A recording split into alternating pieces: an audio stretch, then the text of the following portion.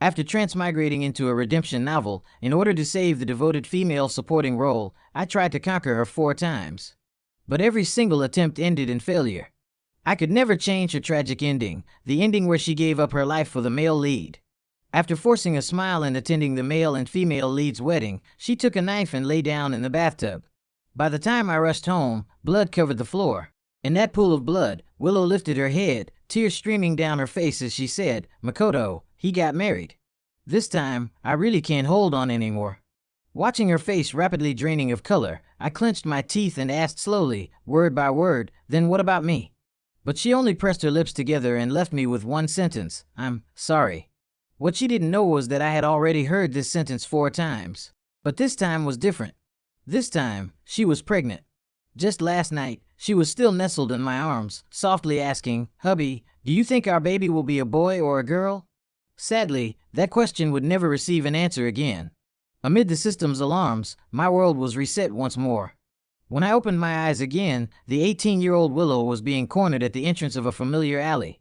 Blood stained the corner of her mouth, and her gaze cut through the crowd, meeting mine directly. Chapter 1. The girl leaned quietly against the wall. Her school uniform was washed so many times it had turned pale, and there were injuries on her face. A few thugs with hair dyed in gaudy colors surrounded her, shoving her while spitting out filthy insults. She didn't struggle, nor did she try to shield herself. Her gaze stayed fixed in the direction where I stood. I had experienced this scene many times already. In every past attempt, I would charge forward without hesitation, standing between her and them, beating those punks to a pulp, protecting Willow. But this time, my feet felt nailed to the ground. Because in the previous life, I accidentally saw her diary. Turns out, during all of this bullying, the person she had always been waiting for was the male lead who would pull her out of the mud, not me, the outsider cutting in halfway. No wonder she's the devoted female supporting character in the novel. She was born to wait for the male lead. Even her youthful affection was hidden so carefully, leaving no trace on the surface. The system kept blaring alarms in my mind, urging me to take action. I took a deep breath and finally took a step forward. The thugs noticed me and sneered. A blond one tilted his mouth and said, well, the simp is here again." Another chimed in, "Seriously thinks he's some kind of hero, huh?" I ignored them and simply walked over to Willow, crouching down in front of her. She lifted her eyes to look at me. There was no surprise in them, only understanding and helplessness. As if she had known all along that I would come.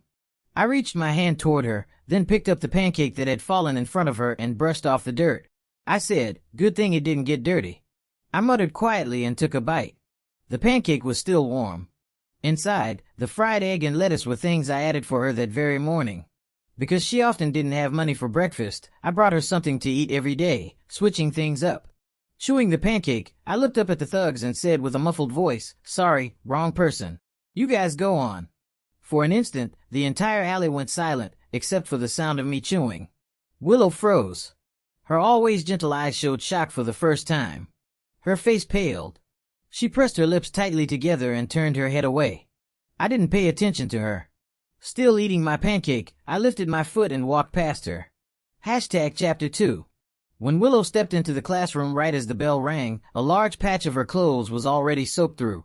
She glanced at me, her lips moving as if she wanted to say something. I avoided her gaze, raised my book to block the space between us, and let my thoughts drift far away. Back when I first accepted the system's task, I chose without hesitation what seemed like the easiest mission, redeeming the gentle female supporting role. Naively, I thought saving a girl who looked gentle and kind wouldn't be difficult at all. The first time, I approached her as a friend. I shielded her from her father's drunken violence, paid her mother's medical bills, taught her how to grow independently until she slowly carved out a sky of her own and became a scientist capable of standing strong on her own. On the night before her award ceremony, while I was excitedly booking flowers and a restaurant, I received an invitation to her funeral. The last thing she left me was a single sentence, "I'm sorry." But what she left for the male lead, Makoto, was a full 3-page letter. In it, she not only offered blessings for his new marriage but also poured out all the feelings she had buried for years. The second time, under the system's suggestion, I chose a deeper relationship. Willow was a wonderful girlfriend. Gentle and considerate, keenly sensitive to others' needs. She would bring me dinner when I worked late, afraid I would forget to eat, caring for my health more than I did myself. She would rush to the hospital the moment she heard I was sick, staying by my bedside without sleep. And in the early mornings, freshly awake, she would cling to me and act coquettishly, asking me to kiss her. I sank into it all, fell hopelessly in love with her, and proposed.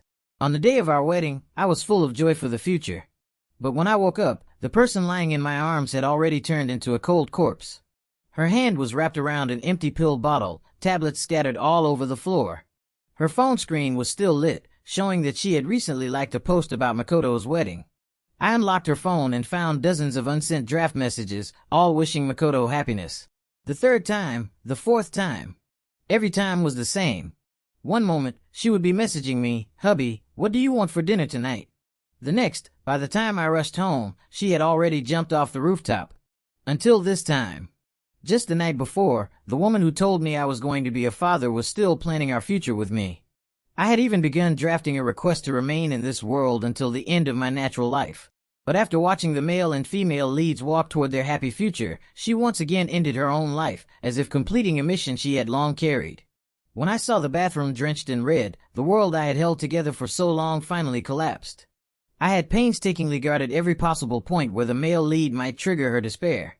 I had stayed by her side through everything. Yet it was never enough.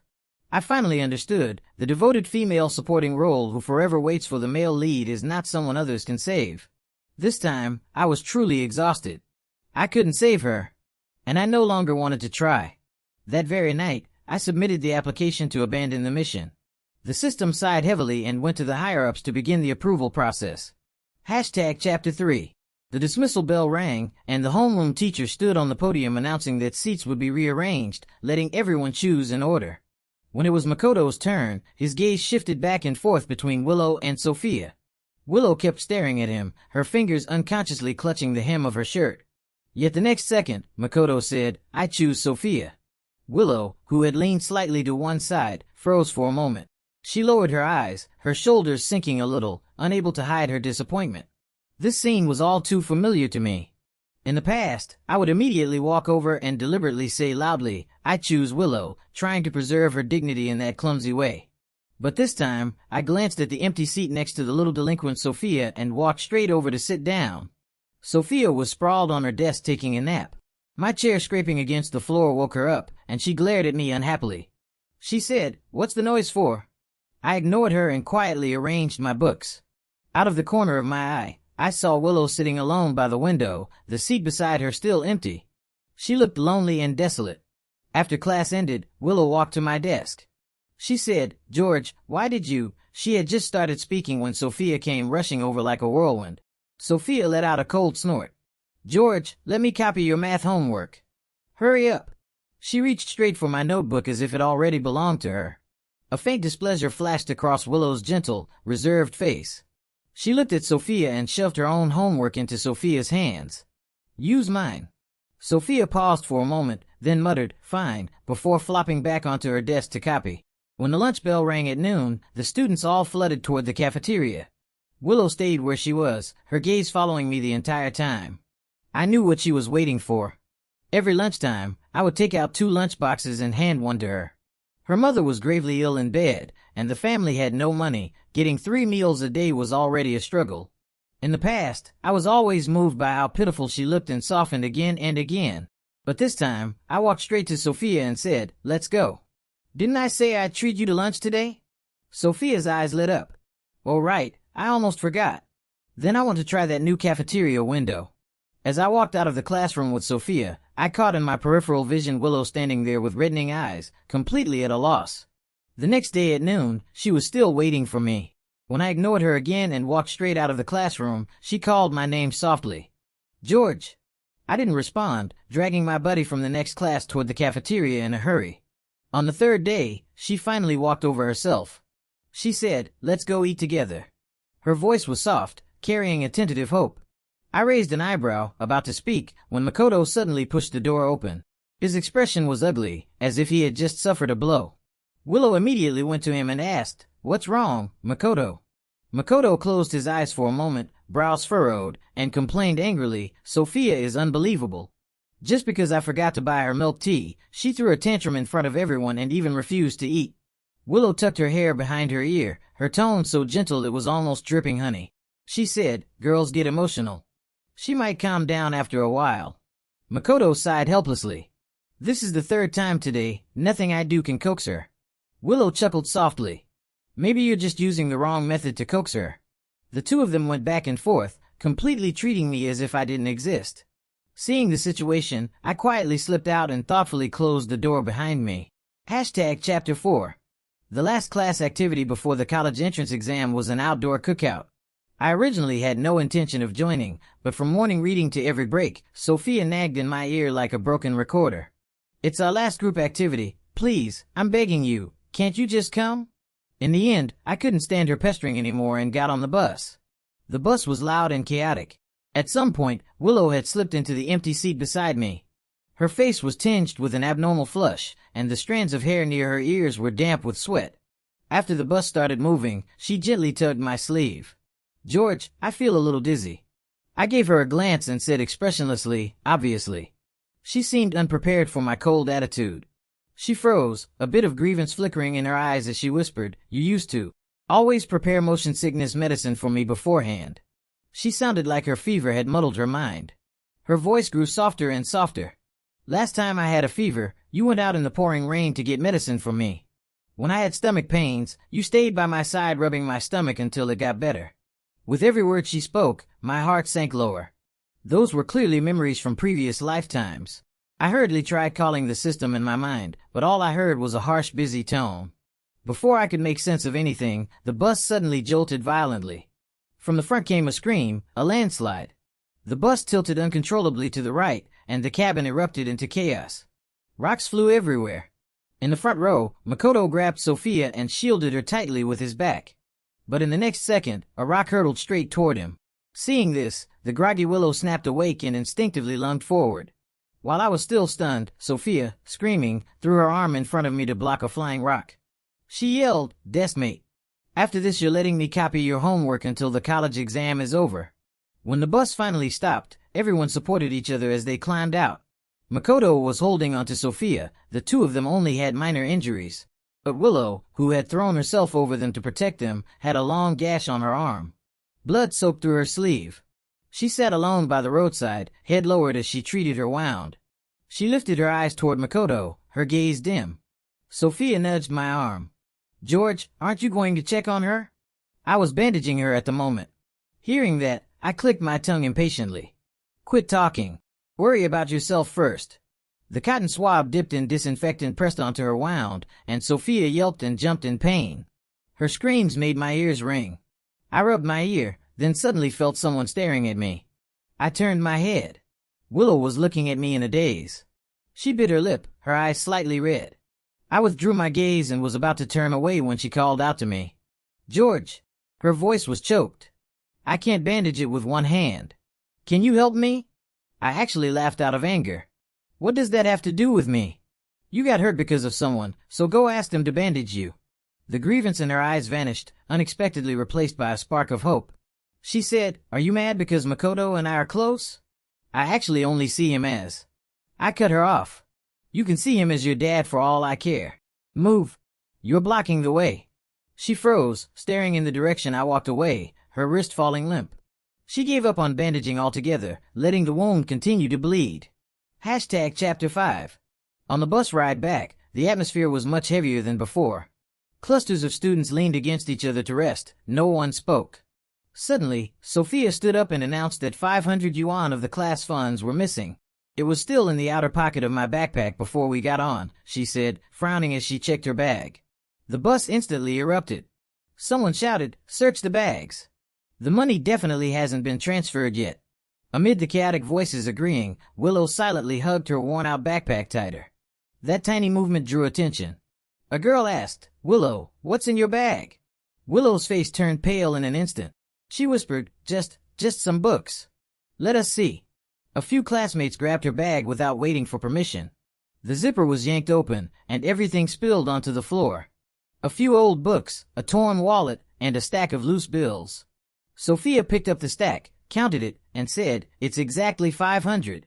Willow shook her head in panic. "That isn't the class money. That's my mom's medicine money for this month." Stop pretending, a girl said sharply. Everyone knows how dirt poor your family is. Where would you get 500 yuan? All the students looked at her with open disdain. Finally, Willow looked toward Makoto, her voice trembling. Makoto, you know, I just borrowed that money yesterday. But Makoto looked at her with disappointment. Willow, I really didn't expect you to do something like this. If you needed money, you could have told me. How could you steal the class funds? Willow's expression shattered instantly. She opened her mouth, but no sound came out. Seeing her so lost, I suddenly remembered how in each of my previous lifetimes, I had always been the first to defend her whenever she was misunderstood. But this time, I didn't want to stay entangled with her anymore, but neither could I pretend I hadn't seen the truth. In the end, I raised a hand and pointed toward the luggage rack, speaking helplessly, "Isn't that what you guys are looking for?" Everyone's eyes turned to the rack. There, wedged in the gap, was a stack of bills. Silence fell over the bus. The students stared at one another, too embarrassed to speak. Makoto was the first to react, apologizing softly. Sophia's face reddened as she muttered, "Sorry." But Willow just stared straight at me, her eyes shockingly bright. When we got off the bus, she hurried to catch up to me, breathless. "George, wait." I stopped, looking at her flustered state. The wound on her arm had begun bleeding again, staining the makeshift bandage red. She said, "About just now, thank you." She bit her lip, speaking awkwardly. I nodded and took a step back. "It's nothing. It just happened to be you. If it were someone else, I'd have reminded them too, since I just happened to notice where the class funds were. George, I figured it out." Just as I was about to leave, she grabbed my sleeve again. She spoke in a rush, her eyes flickering with uneasiness. "It was my fault before. I shouldn't have stayed so close to Makoto. I'll keep my distance from him from now on. George, please don't ignore me, okay? This time let's get along properly, all right?" Listening to her strange and sudden confession only confirmed what I had already suspected. She really had regained all her memories. Since that was the case, I had no intention of continuing this pointless guessing game with her. I said, "Willow." I cut her off directly, my voice so calm it even surprised me. "I remember everything. Just like you, every lifetime, every memory. I remember it all." All the color drained from her face. Her lips trembled slightly. You remember everything?" I couldn't be bothered to waste more words. I turned to leave, but she blocked my way again. "George." But the next second, "What are you two doing?" Sophia suddenly popped out of nowhere, barging right between us. She looked at Willow, then tilted her head at me, asking, "What secret are you whispering about? Take me with you."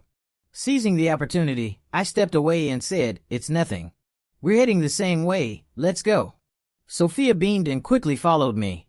Of course, I had no idea that after I left, Willow remained standing exactly where she was, staring at the direction I had walked away, lost and desolate. Her injured arm hung weakly at her side, and with her other hand, she slowly dug at the wound that had only just stopped bleeding until fresh blood once again soaked her entire forearm. Chapter 6. Ever since that day, Willow had become like a silent shadow, appearing in every corner of my life. When I arrived at school in the morning, there was always a bottle of warm milk on my desk. After finishing basketball practice, she would follow behind me quietly, with a bottle of water in her hand. When it rained, an umbrella would be placed at the classroom door ahead of time. All the careful, cautious kindness she once gave Makoto was now transferred entirely onto me. I tried returning the milk to her in person, but she simply lowered her head and said pitifully, "If you don't want it, just throw it away." And then the next day, she did the same thing again. This situation continued all the way until the day of the college entrance exam. When I walked out of the exam room after finishing the Chinese exam, I heard a few classmates talking. Willow didn't show up today. She missed the very first session. I heard her dad beat her so badly this morning that she ended up in the hospital, lost a ton of blood. My footsteps paused. In previous lifetimes, at this moment, I would go to her house early and wait at the door, stopping her drunken father. But this time, I didn't. Later, I heard that while she was covered in bruises, she kept murmuring, "George will come save me." But this time, there was no George. I completed all the subjects with ease. When I walked out of the final exam room, the long absence system notification sound finally rang.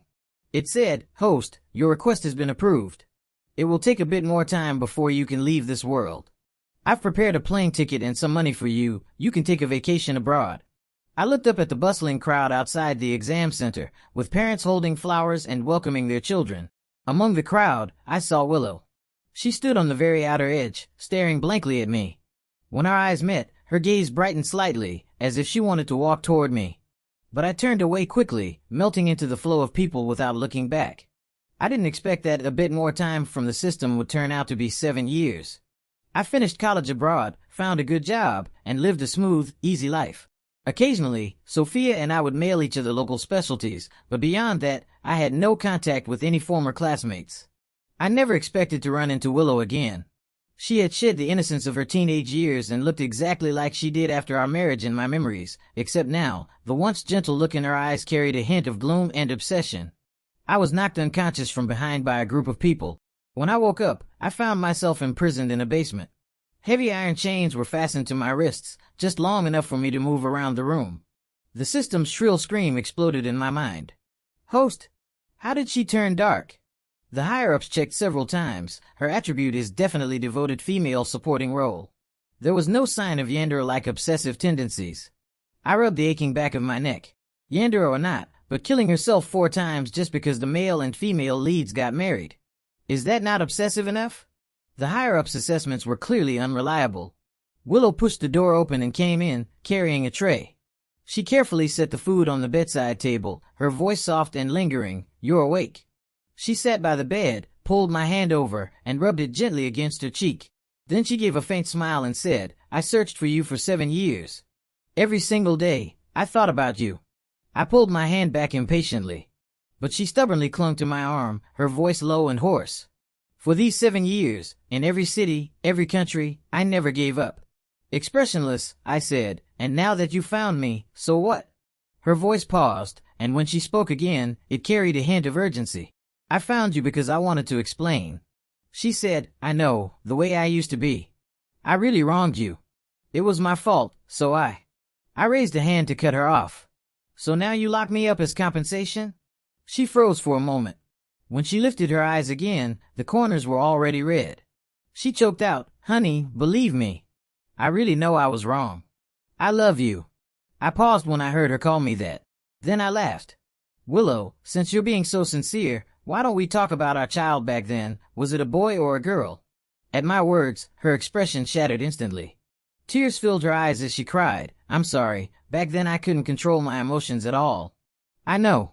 I hurt our baby. I don't deserve to be a mother. Every time I think of our baby, my heart feels like it's being sliced apart.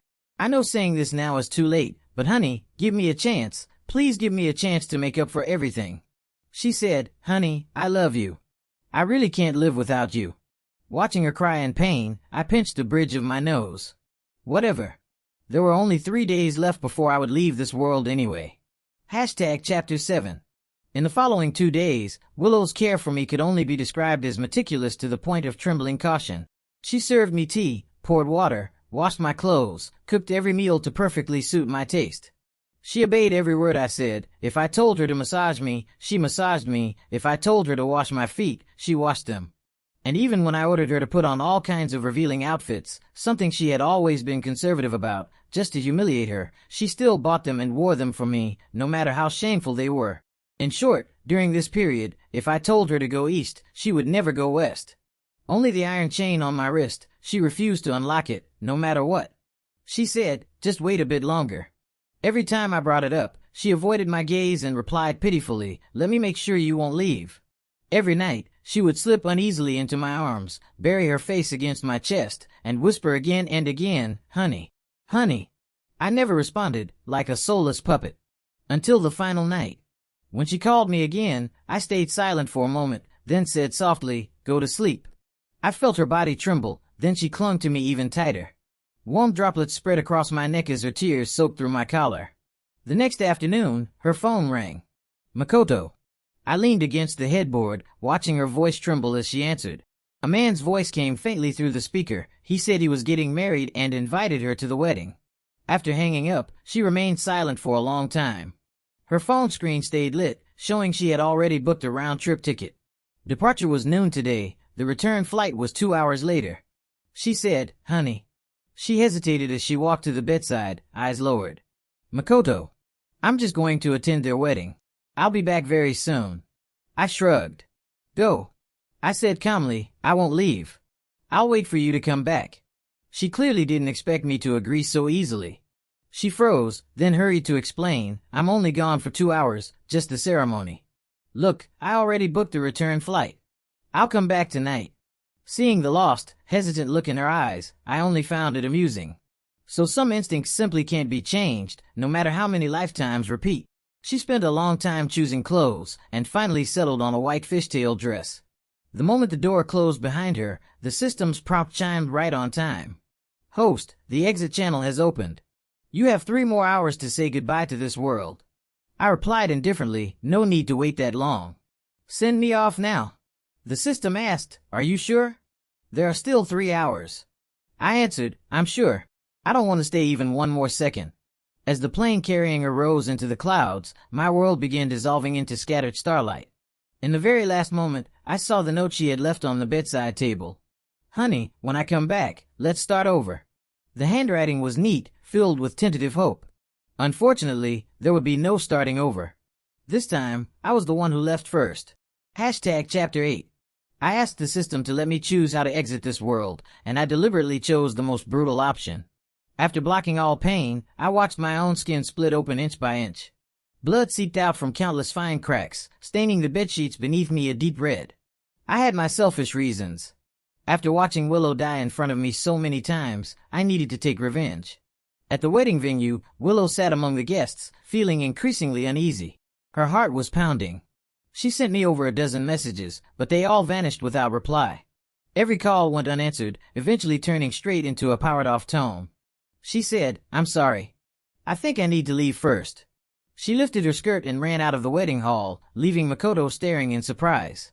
On the plane, she gripped her phone so tightly that her knuckles turned white. A peculiar, suffocating fear seized her chest, just like the premonition she had before ending her life in every previous lifetime. When she pushed open the front door, the overwhelming smell of blood hit her instantly.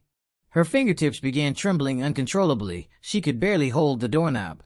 The bedroom door was ajar, and the darkened trail of dried blood had seeped through the gap. She gathered her courage and pushed the door open, and the scene before her stopped her heart. I was lying quietly on the bed, everything within sight dyed a horrific shade of crimson. Blood soaked the mattress completely, even dripping down onto the floor and congealing into dark patches. She choked out, George. Stumbling to the bedside, her trembling fingers reached toward my nose and mouth. A moment later, she collapsed to her knees with a soul-shattering scream. Clutching my already cold body, she held me as if clinging to the last piece of driftwood in a storm. She said, no. George, please. Her tears fell in heavy drops onto my face, mixing with the blood as she sobbed, I was wrong. I really know I was wrong. How familiar this scene was. Once upon a time, I had also knelt on a rooftop, begging her not to jump. Back then, I had also screamed until my voice broke. And what did she do? She gave me a sad smile, and jumped without hesitation. Willow whispered through her tremors, You begged me like this back then too. Choking, she lifted my cold hand and pressed it against her cheek. But I actually treated you like that. Her cries grew softer and softer, crumbling into hopeless muttering. So this is what it feels like, watching the one you love die in front of you. But by then, I could no longer see or hear anything. In the final moment before my consciousness fully left this world, all I saw was her kneeling in the pool of blood, her figure blurred like a fading ink stain. The system's gentle chime sounded.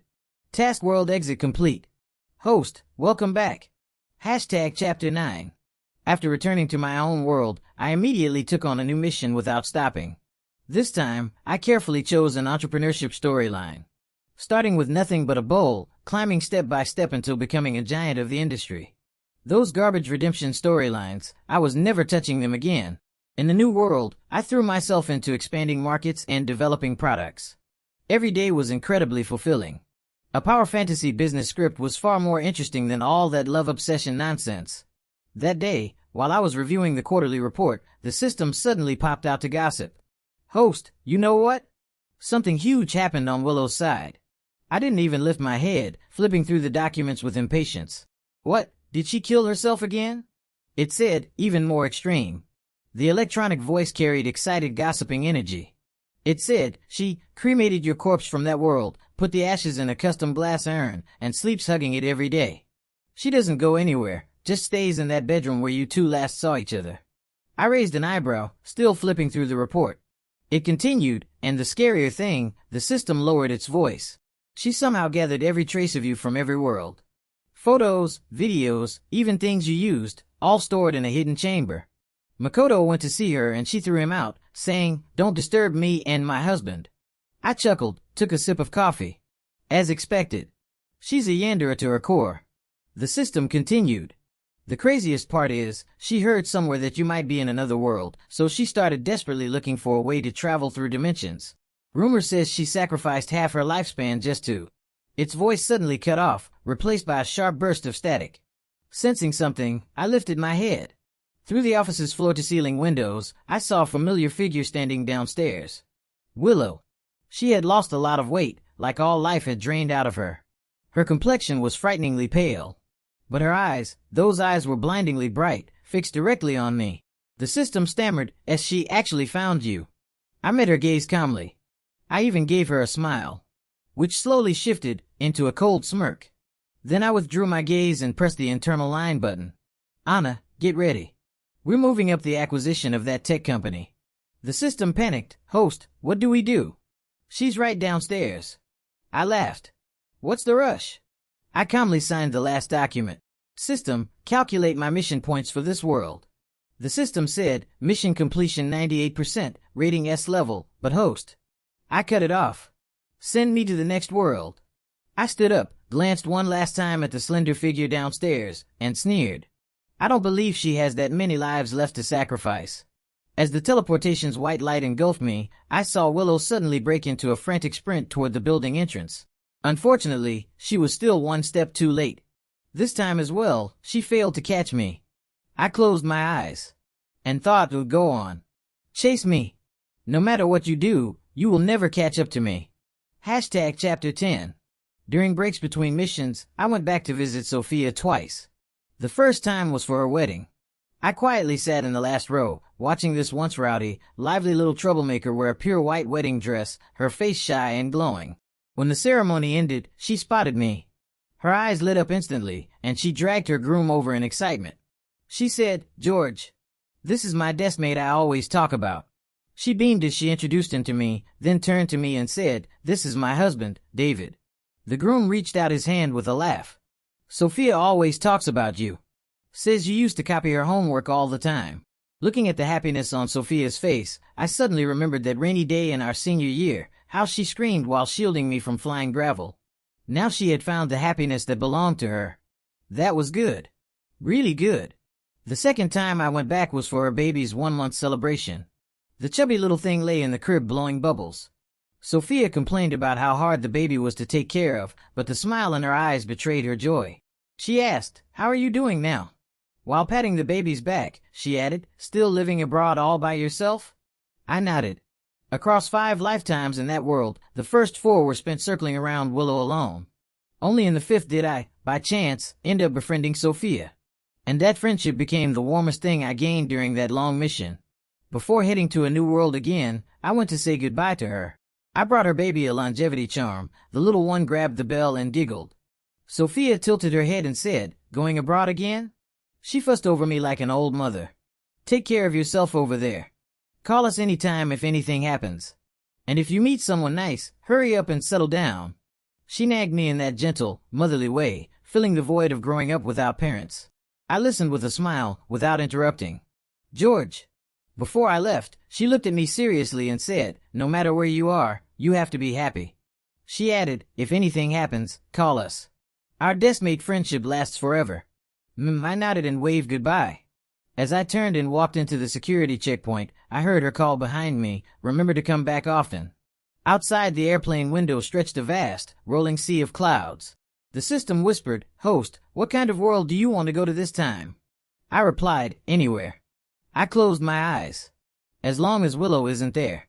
Because I knew, no matter which world I went to, there would always be someone, somewhere, who sincerely wished for my happiness.